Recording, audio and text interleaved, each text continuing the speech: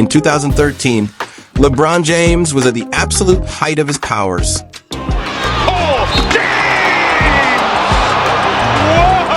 At the same time, Carmelo Anthony was mounting his own MVP campaign. And out west, Kobe Bryant was pushing for one more run at the top, still carrying the Lakers on his shoulders. This is the NBA in 2013, a league where a 20-point lead meant the game was over, where defenses guarded the paint first and the three-point line second, where stars lived in the mid-range. But then, out of nowhere, this happened. Down the lane, Steph. Set for a three. Steph Curry springs free. His three on the way. And three. And two. His three's fouled.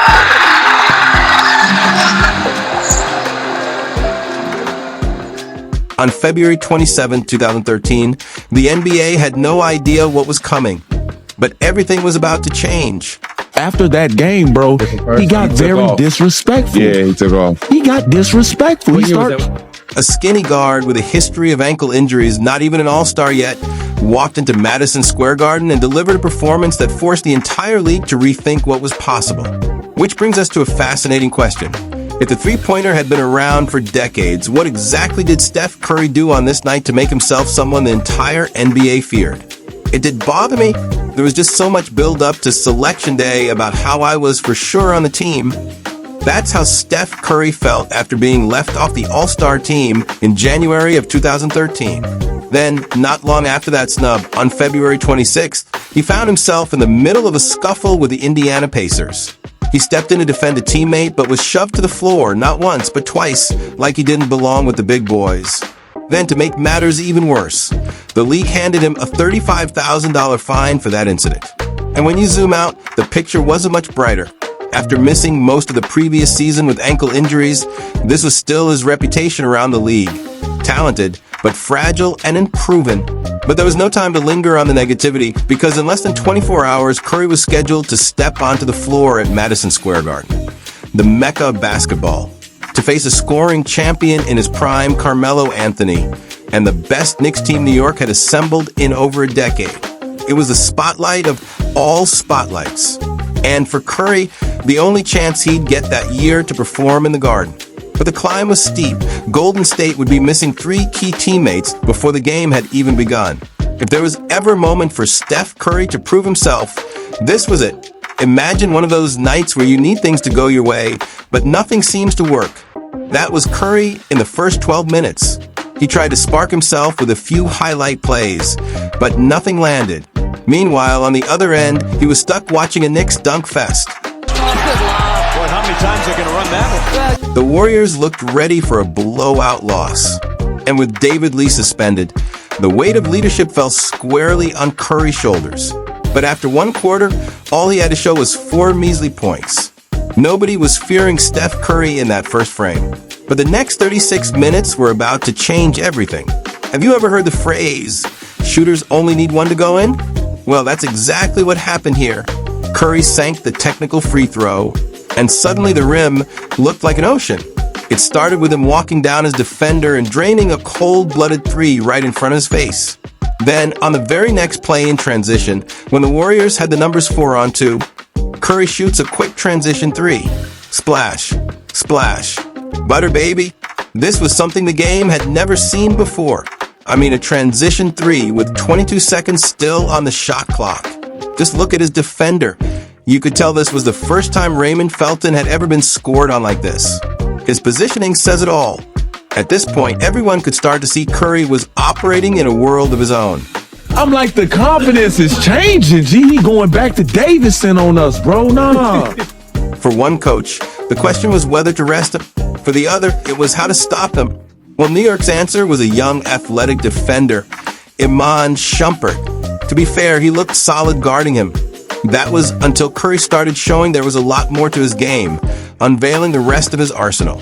Drawing double teams, finding the open man, attacking the rim, still scoring at will. By halftime, the numbers said it all. 23 points in the quarter, 27 for the half. Now, I don't have inside information, but it's safe to say the Knicks' halftime locker room talk centered on one thing: how to stop this 24-year-old, three-point, trigger-happy maniac. Little did they know, however, they couldn't. To open the second half, the Knicks' strategy was obvious. Every pick and roll, every touch, Curry would be blitzed and the ball forced out of his hands. Against anyone else, that plan might have worked, but they soon realized Steph Curry wasn't like most players. He was too quick, too smart. With Curry, those doubles never worked the way they were supposed to. The truth was, there was nothing they could really do to contain him. How could you possibly contain this? Warriors have connected on 14 of the last 16, make that 15 of 17. The Knicks were literally finding out in real time just how deadly Steph was and how much trouble they were actually in. I'm like, oh man, what the this nigga got like 30. I'm like, bro, he put bullets in us, bro. Like, what y'all mean? It's not cool. Foul him, hit him. This wasn't basketball anymore. It was a video game with cheat codes turned on. But the best was still yet to come. To close out that third quarter, Curry was just pure magic. The chef, the baby-faced assassin, the magician, call him whatever you want, but on this night, he was that guy. For three. Got it! What a night for Steph Curry! Look closely at Raymond Felton's reaction after this shot. Hands up, eyes wide, almost laughing in disbelief, as if to say, what am I supposed to do? You feel me? I'm like, he doing this that we was like, you can't do that in the league. He started doing it. I'm not. Even after halftime, after the Knicks had the chance to regroup, adjust, and scheme up a plan, Curry kept shredding them. Their strategy didn't matter. Their doubles didn't matter. Their crowd didn't matter.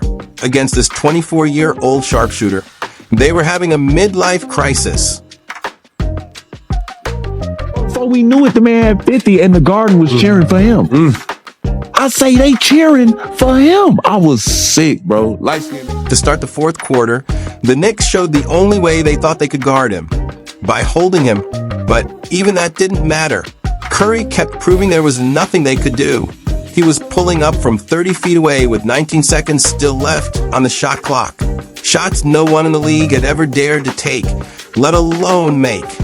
He was falling this. Oh no, bro. Now he talking to the crowd. He pointing at fans. Look at the Knicks coach's face after watching that bomb drop. Look at the bench, shaking their heads, wide-eyed, like, is this really happening? Curry was operating on another planet and playing a style of basketball no one had ever witnessed before. Guy is hot. Curry for three. Wow! Unbelievable! Making it rain in New York. Every generation produces a player who bends reality, who makes the impossible possible. And on this night, New York witnessed it firsthand. I mean, it's no exaggeration when I say that Curry was turning Madison Square Garden into his own backyard playground. Curry, why not? For three! Bingo! By then, the Knicks had seen enough. They knew Curry was far too dangerous to even touch the ball. So watch what they resorted to just to keep the ball out of Curry's hands. They literally chased him all the way out to half court. That's how much fear he struck into them. And yet, with all of New York's defense locked on him, Curry kept slipping through those gaps.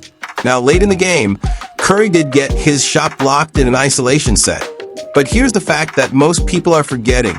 This wasn't just any night. It was the second game of a back-to-back, and Curry never left the floor. He played all 48 minutes.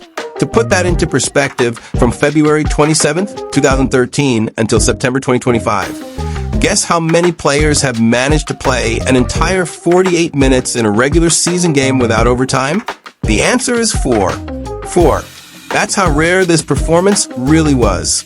By the final buzzer, Curry had 54 points. The rest of the Warriors had 51. But it wasn't just about the numbers, it was about how he did it. On the biggest stage basketball had to offer, under the lights of Madison Square Garden, Curry put the league on notice. 11 of 13 from 3, a perfect 7, 7 from the line, unstoppable from outside, inevitable inside. That night, a storm was forming. It was still in its early stages, but everyone could feel it coming. Yes, 11 threes wasn't technically a record. Kobe already had 12, and a few others had reached 11 or 10.